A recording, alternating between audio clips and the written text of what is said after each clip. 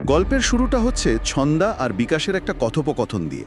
ছন্দা তার ভাইয়ের ছেলে টুবলুর তার অন্নপ্রাশনে গ্রামের বাড়ি যাওয়ার কথা তুলছে। হ্যাঁ, বিকাশকে সে জিজ্ঞেস করে অফিস থেকে ফিরতে সেদিন তার কত রাত হবে। বিকাশ তখন, বুঝলেন তো, চায়ে চুমুক দিতে দিতে খবরের কাগজ থেকে মুখ না তুলেই উত্তর দেয়। মানে খুব ব্যস্ততার ভান আর কি। হ্যাঁ, সেরকমই। বলল সেদিনও ফিরতে রাত 8টা-9টা হবে, অফিসে কাজের চাপ নাকি খুব বেশি।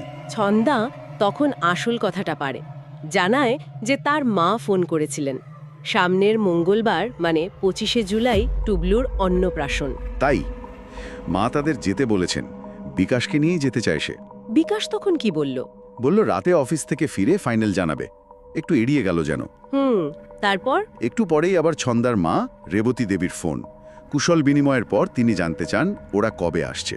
ছন্দা জানায় বিকাশ রাতে জানাবে। আর ঠিক তখনই রেবতী দেবী বেশ জোর দিয়ে বলেন কথাটা খুব গুরুত্বপূর্ণ। কি বললেন? বললেন, তুই আর জামাই যদি টুবলুর অন্নপ্রাশনে এই গ্রামে আসিস তাহলে একটু সকাল সকাল আসবি। রাত হয়ে গেলে কিন্তু খবরদার আসিস না। ও, সরাসরি বারণ করলেন রাতে আসতে। হ্যাঁ, ছন্দা কারণ জানতে চাইল, কিন্তু তিনি এড়িয়ে গেলেন। শুধু বললেন, কেন আসতে বারণ করছি সেটা তোরা এলে পরে জানতে পারবি। মানে কারণটা বললেন না? না, শুধু বারবার মনে করিয়ে দিলেন সন্ধ্যা হলেই আজকাল গ্রামে ভয়ানক বিপদ দাঁড়িয়ে থাকে। এই কথাটা কিন্তু বেশ ভাবায়, তাই না? একদম একটা স্পষ্ট সতর্ক বার্তা, কিন্তু কারণটা গোপন, রহস্যময়। ঠিক।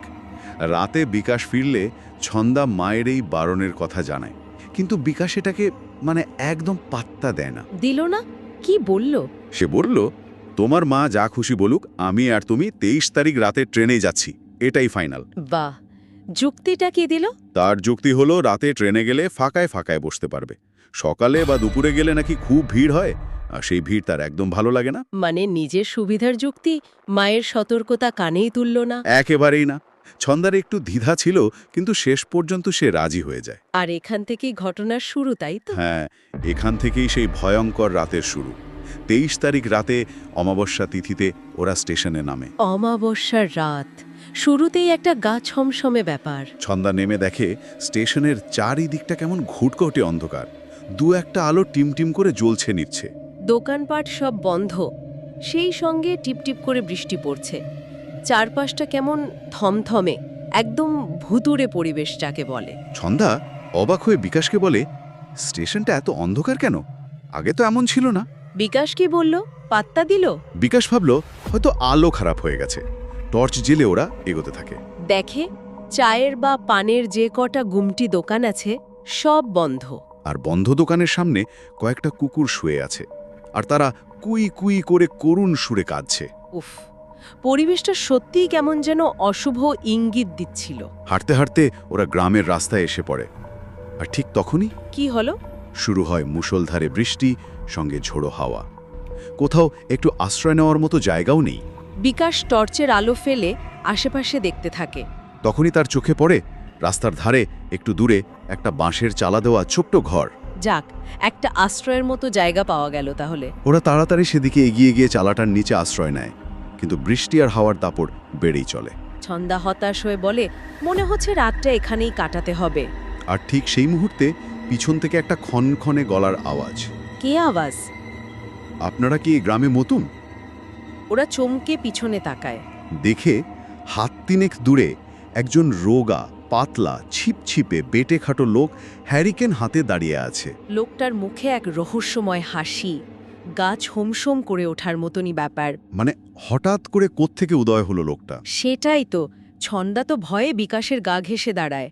লোকটা কখন এসে দাঁড়িয়েছে টেরই পায়নি ওরা। বিকাশ একটু সামলে নিয়ে লোকটাকে জানায় যে তারা নতুন নয়, ছন্দার বাপের বাড়ি এখানে। লোকটা কিছুক্ষণ অপলক তাকিয়ে থাকে, তারপর আবার সেই ক্ষণক্ষণে গলায় বলে, কি? এই বৃষ্টিমুখর রাতে আপনারা কতক্ষণ এই বাঁশের ছাউনির তলায় দাঁড়িয়ে থাকবেন?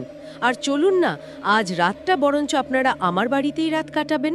নিজের বাড়িতে নিয়ে যেতে চাইছে এই অচেনা লোকটা? হ্যাঁ, বিকাশ লোকটার নাম আর বাড়ির ঠিকানা জানতে চায়। লোকটা জানায় তার নাম নরেন সামন্ত, বাড়ি কাছেই খামারবেড়িয়া গ্রামে। বাঠের উপরে একটা ছোট্ট কুঁড়ে ঘর দেখিয়ে সে বলে, ওই যে বড় মাঠটা দেখতে পাচ্ছেন, অপর প্রান্তে একটা ছোট্ট কুঁড়ে ঘর আছে, দেখতে পাচ্ছেন? ওই কুঁড়েঘরের জানলা দিয়ে যে আলোটা দেখা যাচ্ছে ওই ঘরটাই আমার। এখান দিয়ে মাত্র 5 মিনিটের হাঁটা পথ, বাবু। এদিকে আবহাওয়া আরও খারাপ হচ্ছে, ঝড় বৃষ্টি বাড়ছে। ঠিক তখনই কাছাকাছি কোথাও একটা প্যাঁচা বিশ্রী স্বরে টেকে ওঠে। হ্যাঁ, বিকট চিৎকার।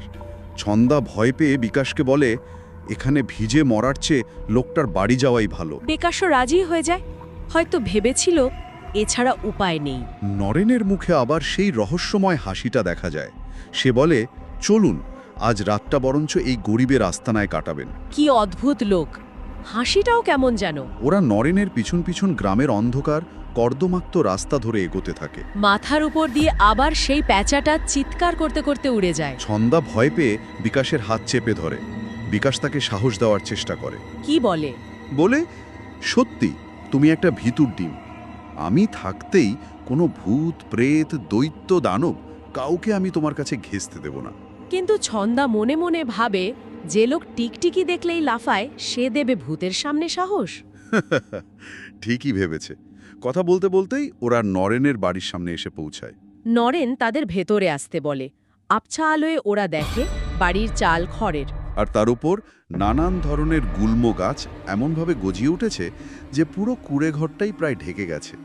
দেখলেই কেমন যেন অস্বস্তি হয়, মানে খুব পরিত্যক্ত মনে হচ্ছে। নরেন বুনি বলে ডাক দিতেই ভেতর থেকে বছর 10-11 একটা মেয়ে বেরিয়ে আসে, রোগা মতো দেখতে। নরেন ইশারায় তাকে ব্যাগপত্র নিয়ে ঘরে রাখতে বলে। মেয়েটি কোনো কথা না বলে, মানে নিঃশব্দে ব্যাগ নিয়ে ইশারায় তাদের ভেতরে আসতে বলে। ঘরে ঢোকা মাত্রই একটা তীব্র পচা আষ্টে দুর্গন্ধ ওদের নাকে ধাক্কা মারে। ছন্দার নাকে কাপড় চেপে ধরে বলে, পচা একটা আষ্টে দুর্গন্ধ বেরোচ্ছে। গন্ধটা কিসের? নরেন জানায়, বর্ষাকালে ঘর বন্ধ থাকলে এমন হয়, কিন্তু ছন্দার মনে খটকা লাগে। সে বলে, শুধু ভ্যাপসা গন্ধ নয়, এ যেন রক্ত পচা গন্ধ। বিকাশ তাকে ধমক দিয়ে চুপ করতে বলে, হয়তো অস্বস্তি বোধ করছিল। নরেন তাড়াতাড়ি ঘরের জানলাগুলো খুলে দেয়। ঠান্ডা হাওয়ায় গন্ধটা একটু কমে আসে। নরেন মেয়েটার দিকে তাকিয়ে বলে, বনিমা আমার, কর্তাবাবু আর দিদিমণির জন্য একটু জল আর মিষ্টি নিয়ে আয় তো। মেয়েটি চলে গেলে ছন্দা জানতে চায় সে নরেনের কে হয়। নরেন জানায়, বুনি তার মেয়ে, ভালো নাম বন্যা, বর্ষাকালে জন্মেছিল বলে বুনি ডাকে। ছন্দা তখন তার স্ত্রীর কথা জিজ্ঞাসা করে। আর নরেনের মুখটা কালো হয়ে যায়। সে জানায়, বুনির জন্মের 2 বছর পর তার স্ত্রী কলেরায় মারা গেছে। তারপর দীর্ঘশ্বাস ফেলে বলে, কিন্তু দুঃখের বিষয়, আমার মেয়েটা জন্ম থেকেই বোবা, কথা বলতে পারে না। শহরে নিয়ে গিয়ে চিকিৎসা করার পয়সা নেই। এতটাই অভাগা বাবা আমি। বলতে বলতে সে ডুকরে কেঁদে ওঠে। এই দুঃখের কাহিনী শুনে ছন্দারও খুব মন খারাপ হয়ে যায়। বেচারি। কিছুক্ষণ পর নরেন সামলে নিয়ে ওদের পাশের একটা ছোট ঘরে নিয়ে যায়। শোবার ব্যবস্থা সেখানে। ঘরে একটা চৌকি, একটা টুল, তার উপর জ্বলন্ত হ্যারিকেন, আর কোণে একটা মাটির কুঁজো।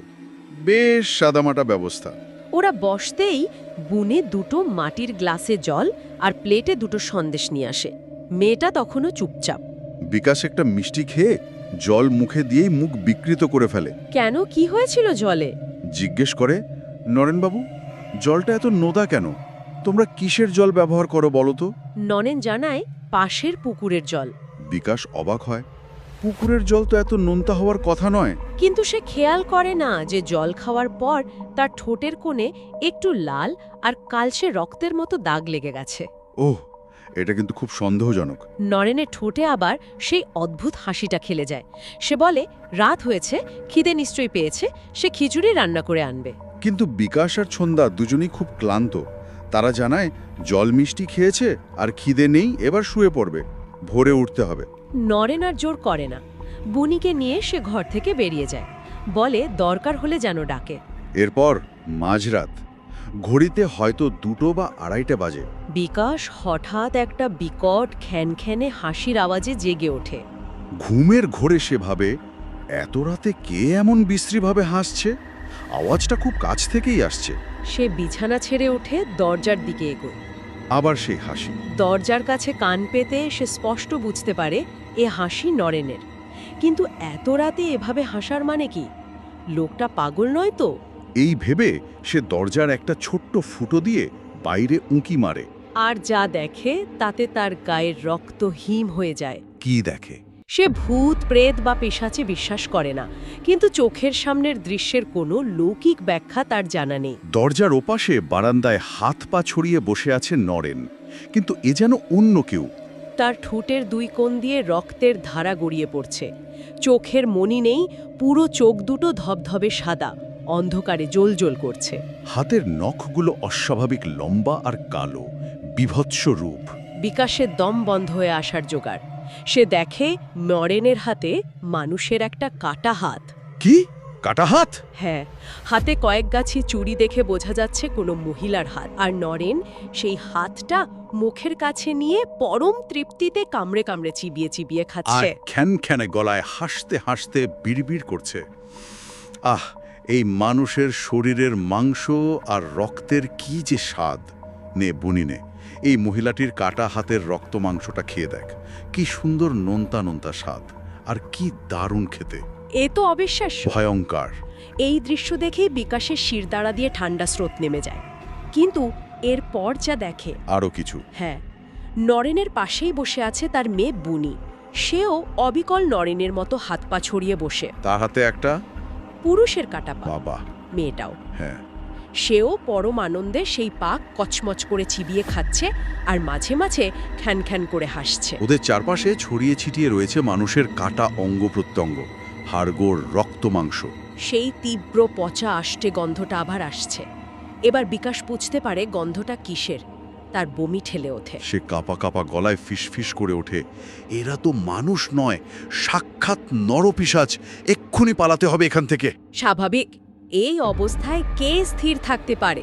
সে প্রায় ঝাঁপিয়ে পড়ে ছন্দাকে ডাকে, চন্দা, এই চন্দা, চন্দা, চন্দা, ওঠো, তাড়াতাড়ি ওঠো, এখান থেকে আমাদের এক্ষুনি পালাতে হবে, আমাদের বড় বিপদ।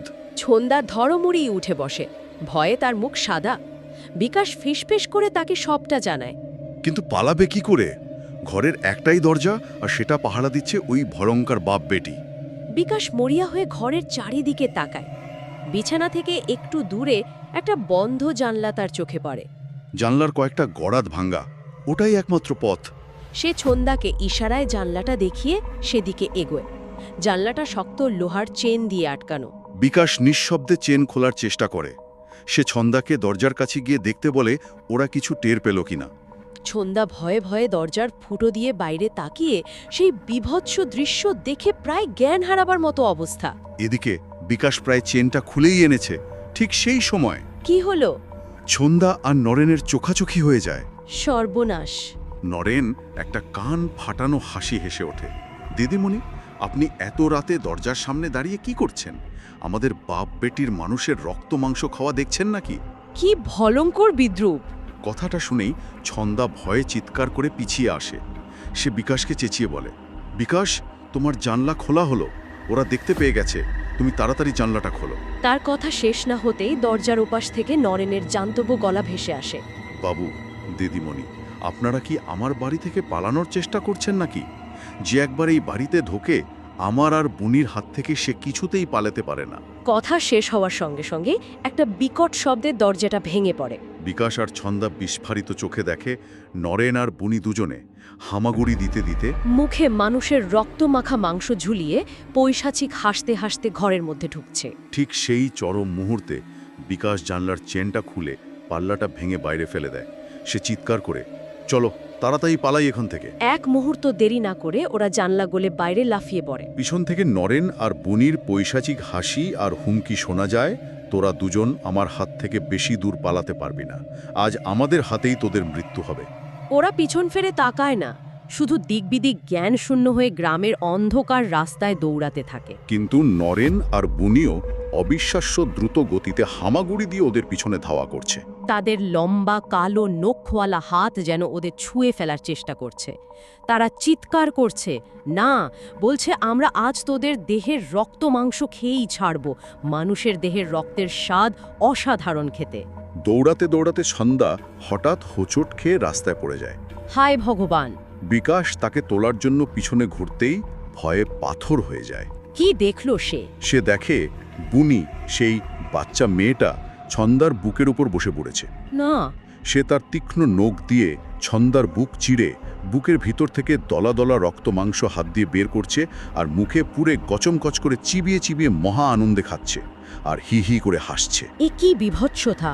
সন্ধ্যা যন্ত্রণায় বিকট চিৎকার করছে, বিকাশ, বিকাশ, বাঁচাও আনায় বিকাশ, ওই নরপিশাচটা আমাদেরকে মেরে ফেলবে বিকাশ, বাঁচাও, বাঁচাও আমায়। পাশে দাঁড়িয়ে নরেন বুনিকে উৎসাহ দিচ্ছে। বুনি, সাবাস সাবাস, এই না হলো তুই আমার মেয়ে, নে ওটাকে নিয়ে আয় দেখি। মহানন্দে দুজনে ওর শরীরের রক্ত মাংসটা ভোজ করি আজ রাতে। বুনি ছন্দার হাত ধরে টানতে টানতে নরেনের দিকে নিয়ে যায়। তারপর দুজনে মিলে মহা আনন্দে ছন্দার শরীর ছিঁড়ে ছিঁড়ে খেতে শুরু করে। এই নারকীয় দৃশ্য বিকাশ আর সহ্য করতে পারে না। সে কিং কর্তব্য বিমূঢ় হয়ে ছন্দার দিকে এগিয়ে যেতে যায়। কিন্তু দুপায়ে এগোতেই হাতে একটা হ্যাঁচকা টান অনুভব করে। কিসের টান? সম্বিত ফিরে পেয়ে সে দেখে তার হাত ধরে টেনেছে ছন্দা।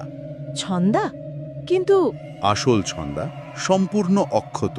আর তাদের পাশেই দাঁড়িয়ে আছেন এক সৌম্যকান্তি বয়স্ক ভদ্রলোক।